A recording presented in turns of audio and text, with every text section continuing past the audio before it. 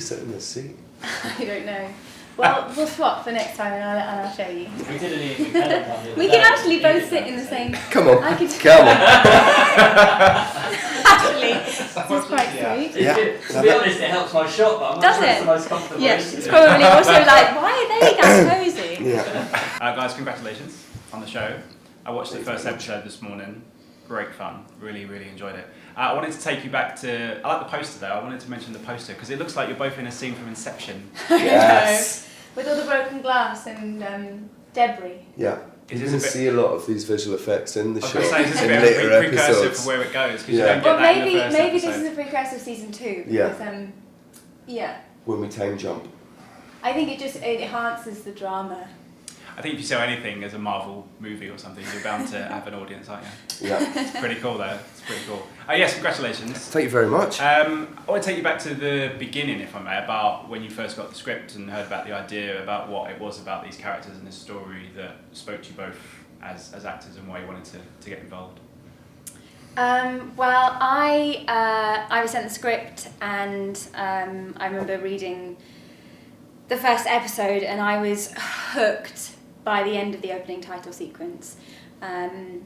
I mean, for an actress to be sent a script where you have a woman bounding around town being really amazing and doing really funky stuff is exciting anyway, but the opening title sequence is really punchy and really witty and clever, so I was sort of sold. I was sold immediately. Yeah, was that similar for you, Stuart? Yeah, I think you get a lot of scripts and every so often something really special lands and you get to read it and then you think, how do I get this job? And this was one of those, you know. I read the first episode and within the first 2 pages you were like, this is really exciting because as you say, it's got a bit of everything. It's a Victorian, it's a cop drama, but every time you start to think you know where it is, it surprises you with how fun it is, with these great characters, with the drama between them and the sparring. But at the same time, you've got all your crime sort of drama to keep you going and your costume drama. So yeah, I read the first one and then instantly read the second one and then met you guys and chatted. By the time we met each other, you'd read, and I'd been on board for about like a year. Okay. And I only read for episode 1, and then we met Stuart, and he and Rachel and a number of producers were there, and they were nattering away, and I was like, what are you talking about? Because they were talking about episode 2 and I hadn't sent it. It was quite funny.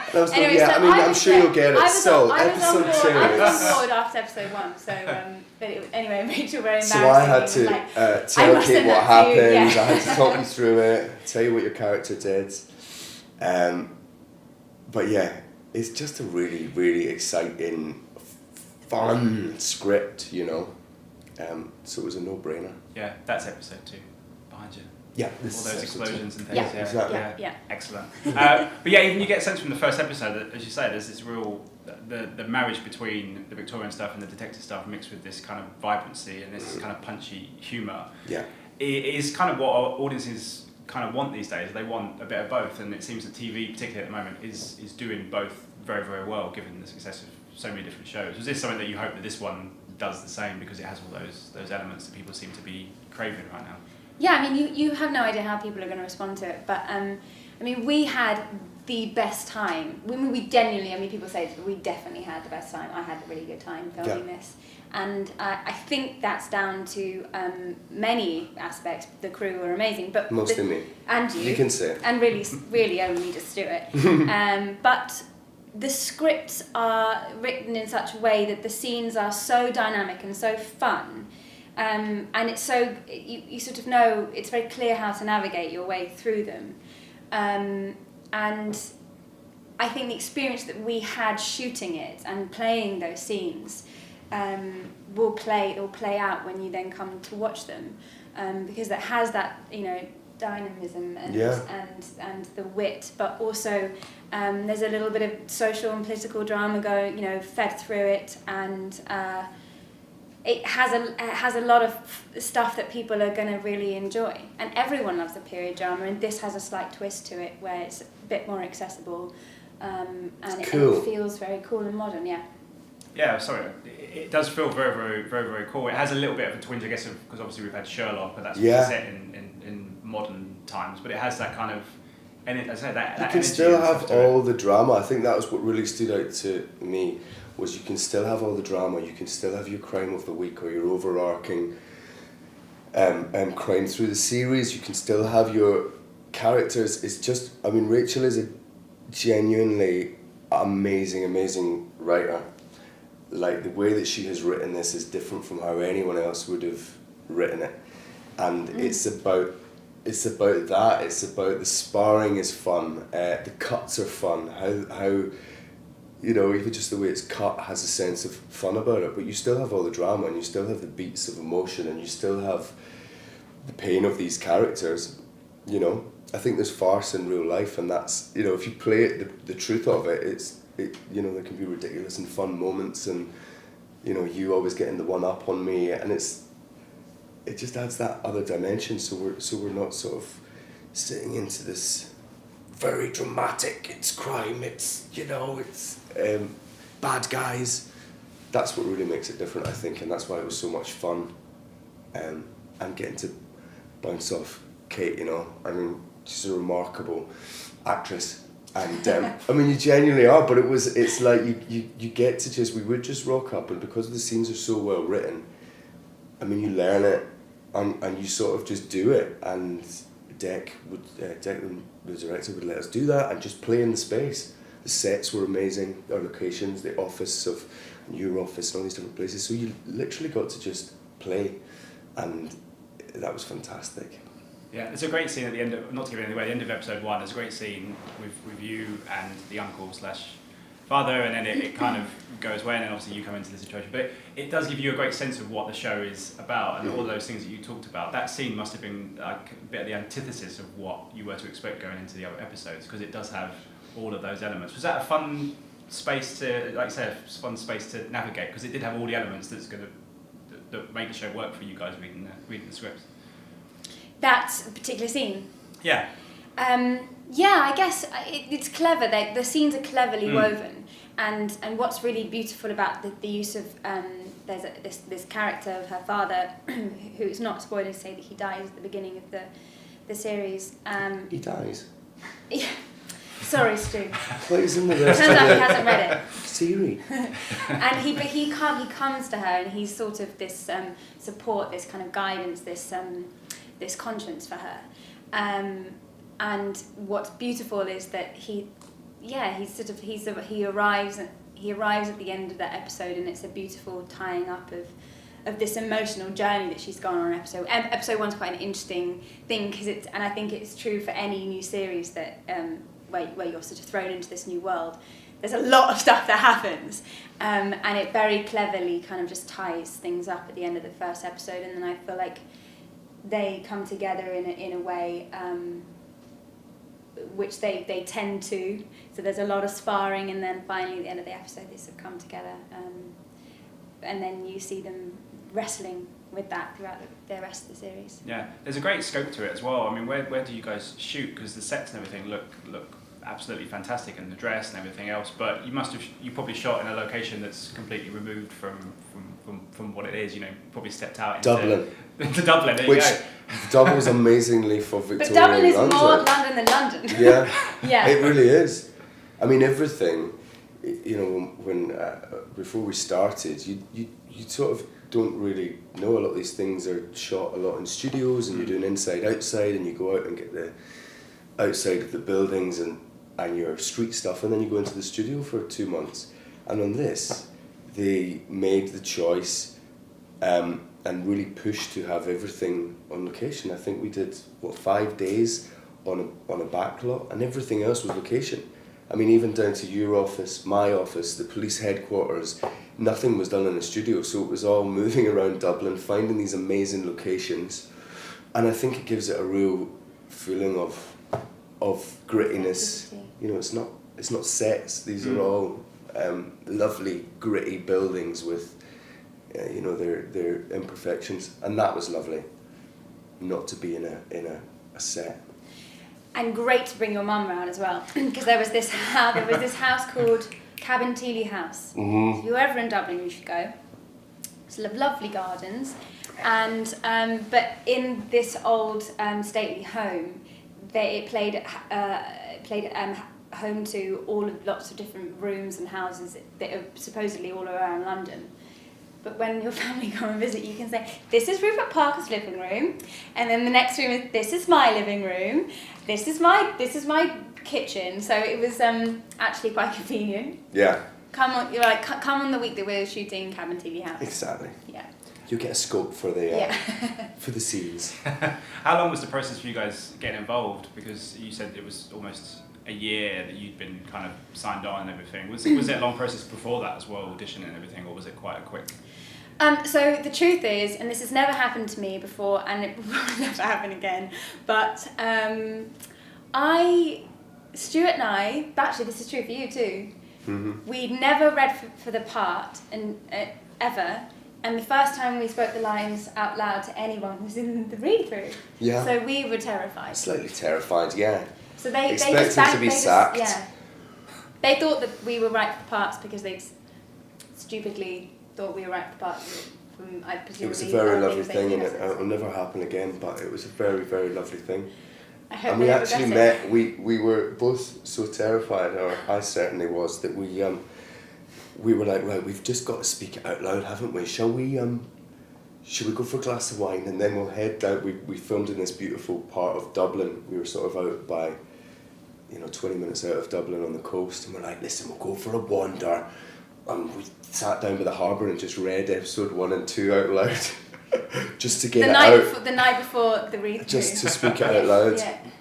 No, because you do. And actually, auditioning can be quite stressful, but I kind of love the process because it's quite rigorous, and it allows you to questions and stuff, and at least if you've been cast that everyone's on board with your way of playing it. So they trusted us, that they believed that we were going to do a great job. But you're like, but why? But yeah, we both obviously felt like the parts sat right with us. So it was a lovely process. Yeah. I think all casting processes should be like that. I think auditioning should be they outlawed. Trust and yeah. No, it was lovely. It's and from the outset, Rachel and Declan and everyone sort of that continued. There felt like a real trust, and very quickly it was like, this is your character. I mean, Rachel was amazing with that, and said, this is your character now, and don't fuck it up, which I did. But spoilers. No, but it was a lovely process. Yeah. What's it like working with those two? Because they obviously come from a lot of TV stuff as well, but they seem to have such a great grasp of these characters and this environment. That must have set you at ease, as well as all of having the pressure of being, hey, you're the guys that we want, end of it. But it must give you an ease that they were so invested in you and invested in the stories as well. Yeah, I mean, Rachel knows the world and the characters inside out. It's her baby. I actually don't know how long the process from creating the drama was until we started shooting. It was a number of years probably. But what's great about her is that she knows it so well, but she doesn't hold on to it tightly.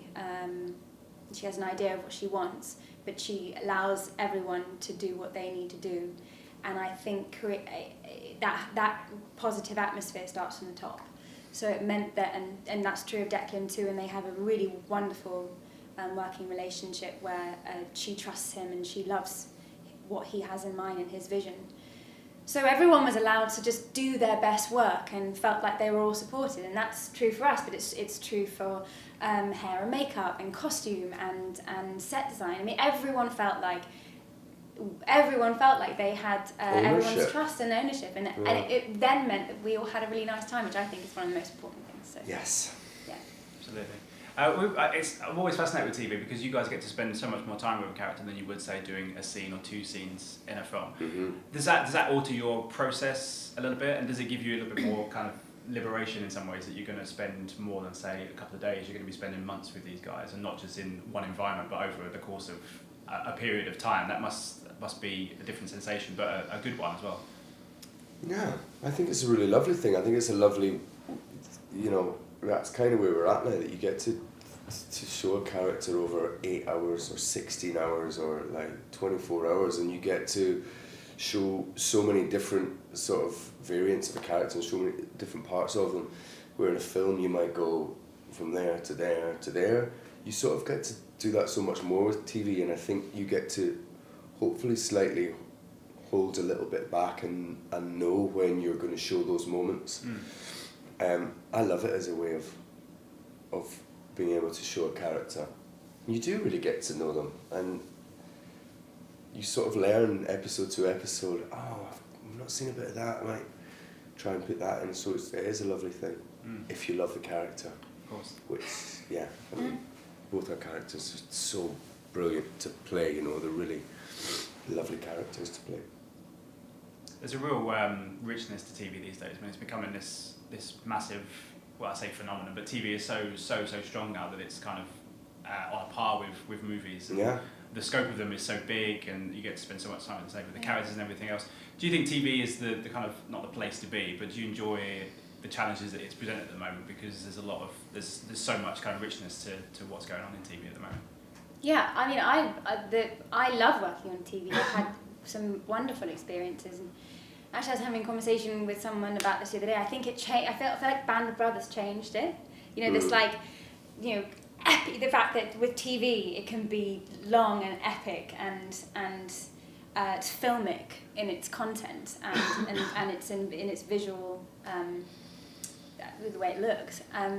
So I think that's what's happening more and more now, that people are like, well, great, what can we do? We can make like 6 films in one and tease out these storylines. And it's really fun to be in those storylines, because it means that you've just got more to explore and more roads to go down. Yeah, I think there was a thing. Peaks and troughs. Yeah, I think a lot of people, some actors have said, because in the old days it was, obviously you guys are still relatively new in your careers, but if you get to a certain point in your career and you go to TV, it's like, oh, that's it. That's the end of you in those days. But I think, as I say, Band of Brothers, and then I think for a lot of actors, True Detective changed a lot, because it was 2 massive stars going to TV. HBO and Netflix. And HBO and now and Netflix. with, you know, UK TV and these sort of people just producing, we're moving away from the traditional form, and actually TV now has to be and can be so good. If it's not, people will just switch off. And I think I've got to say, Declan, with the way that he shot this and with Rachel's vision, you know, we were shooting. It was a big.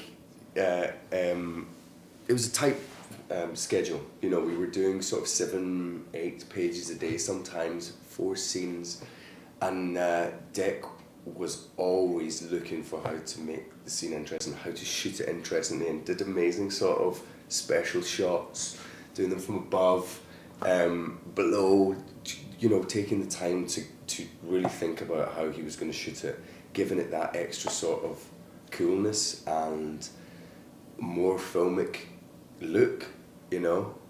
He was quite amazing. Dec is amazing. Yeah. There's a lot of artistry now, I think, in TV, and even though we shot it quickly, I think it looks amazing. Yeah. And UK TV as well. I mean, obviously we had Medici and Jamestown and Peaky Blinders and stuff. But all these other channels have so much richness. You know, you guys I think are going to be on Alibi, which people would assume is maybe a small channel, but actually the shows that are on there do really, really well, and so many people watch them. And I guess in the UK, that richness and that kind of the plethora of so many different things is only making TV stronger. And Alibi has a huge reach, but also the streaming channels. I think there's still a huge amount to play for. I mean, so much has changed in the last 5 years in terms of where we go to find good content. So what's great about what UK TV is doing is that it's just creating, you know, with Miss Clark and the Duke, some really great shows. So who knows? Yeah, I think this is it, isn't it? It's really like the idea of BBC, and you know, BBC is amazing, and ITV and the content that they produce, but we are all moving to the $7.99 model, and we've seen it over the last 5 years, and what we're going to see over the next 5 years is that shifting even further, and a TV license becomes a subscription, and we've never had the choice of whether you pay for your TV license, but it is one of those things. If they're not producing the content that you want, then you go, okay, I don't need that. I'll take Netflix and Amazon, and then you switch it. I'll take Now TV, and I think that is where we're moving with. You will just pick and choose, and it's great because it creates amazing competition and allows the viewer to choose what they want, and if the content isn't there, you switch and go somewhere else. I hope we do all pay for our TV licence though, because the BBC is a wonderful thing. It is, yeah. Yeah, it's only because I've never worked for them. I've never worked for them. So. A very silly question. What is it that you guys are watching now? Because there's so much stuff. I mean, a lot of BBC. A lot of BBC. That you can go from. You can sit on Netflix and just scroll through for hours and hours and find nothing. But from stuff like the Blue Planet stuff, and obviously that does really well, and everything else. Is there anything that you guys are kind of binge watching at the moment, or anything like that? Stuff I love. Transparent season 2. One of the greatest final episodes of a second season of anything. Would you agree? Have you seen it? I haven't seen Transparent. Transparent. Sorry. Not Transformers. No. Transformers. I've seen Transformers. No, Succession. Sorry. Succession season 2. Transparent also very good. Also Transparent is also up there, but they're beyond season 2 now. Succession. Everyone's been chatting about Succession. About how good it is, Yeah. Ozark, Bloodline, they're just amazing TV shows, with fantastic performances and very brave. Ozark, the way it's shot is incredible. And just that as well with Ozark proves so many people going to, like Jason Bateman won an award for best directing, which I remember seeing he's now like a meme online because of his reaction, because he was like, how the hell have I just won best director for But he's amazing. The way that he shot it is again really filmic and brave, and shooting things in a wide and staying on a wide and resisting that thing of TV to come in, and it's just gone, let's play it all out in a wide, and they're only this size, and we can just, it's really exciting. And the same with Bloodline, how they shot that. I think on those platforms there's maybe more scope to be a bit braver, and then it becomes an industry, leading thing. Have you guys noticed that in your career, going from, say, Peaky Blinders and doing The Crown, which is another hugely successful thing, and doing Jamestown and Medici, that it is... Taggart as well, did an episode of Taggart. I love a bit of Taggart. But have you noticed that change going through your own careers, going from different TV shows, that it is slowly, not so much getting bigger, but becoming more important to people? They have such a investment and such a love for these characters, whatever the show, that they, as you say, they invest so much time in them. Have you noticed that as you've been going forward? My first job was Wolf Hall, and I think that that was like an amazing environment to be in, because what I think what Wolf Hall did for the BBC was that it made the BBC sort of go, look, we're doing something very exciting, quite different. Just the fact that there was so much space and time that you watch Mark Rylance walk down a corridor for a minute and a half, that was incredibly brave. So I was lucky to be part of a show that was already doing something quite different, and made everyone realise the BBC is quite serious, and it's serious about putting on really great content. But Peaky's Peaky's is doing something different too. And The Crown has this like amazing cinematic look to it. So I've been, they are the real game changers though just now, all aren't of these they? different shows doing different things, and each has their own value and worth. Yeah. So it's too much stuff. That's what I say. It's too much stuff to watch. Too many good things. Circling back to this, it is something that, just watching the first episode, where the themes and the narratives and what it's trying to, the messages and everything it's trying to say, you could quite easily take it out of its setting and put it in modern day, because there's so many kind of prevalent things that we're still talking about today. Are you hoping that people see that and hopefully have the right kind of discussions, in the sense of we're still talking about this now when it was a thing back then, Totally, and I don't feel like we're hammering people with a kind of social political thing, because there is that running through, but it's fun, and it's fun and it's full of humour. There's a scene that I particularly love between you and I, where you, as the Duke, say something like, what do you want, Eliza? Do you want to be a detective or do you want to be a woman? And I'm like, why should there be a distinction? Yeah. I would not ask you if you're an inspector or a man. And he's like, it's not the same thing. And she's like, it is exactly the same thing. And what's so brilliant about it is that, she's there, she's refusing to be put in a box. And these are the kind of conversations that, I'm not having that exact conversation today, but these are the kind of conversations that are coming up. And it's, a woman in 1882, she's still kind of wrestling you're still kind of wrestling with those conversations today. So that's going to be very resonant for people, I think. And it doesn't shy away from being, the characters are very much people of their time and struggle against those issues of the time, and I think it does highlight exactly where we're at now, but it doesn't shy away from that, and it's not, the Duke is very much a man of his time, and he says some not PC things, but it's where we're at, and I think that's what Rachel's done amazing, is to say, this is where we're at, and this is the time we're at, and we're not going to sort of shy away from that, and it makes the conversation more interesting, because, I think... Yeah. Just as a final question then, what are you hoping, for audiences that don't know too much about it, what are you hoping that they kind of can expect or can take away from the show when they get to see it?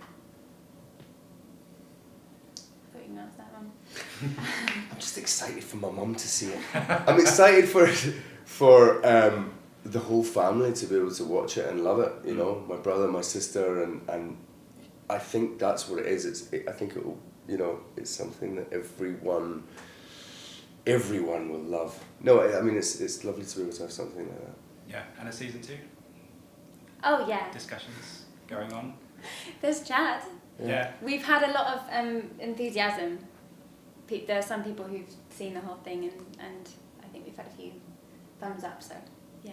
We shall see. Don't know, we'll see. Do you know what, if we just say yes now, then they have to do it. Yeah. Yeah, season 2, I think we start shooting in June, and there was talk of maybe 12 to 15 eps. Then they can't back out. So now they've got to do it. We'll be back here talking Get to it you again, released. Series 2. Tweet it. We're ready. Absolute pleasure talking to you both. Thanks so much for Thank your you time. very much. Thank you. Cheers. Cheers. Lovely to see you. Thank you so much. Cheers. Ladies and gentlemen, you're watching Hey You Guys! Hey You Guys, huh? Hey, you guys. Is that from the Goonies? It is indeed, yeah. Nice. Hey!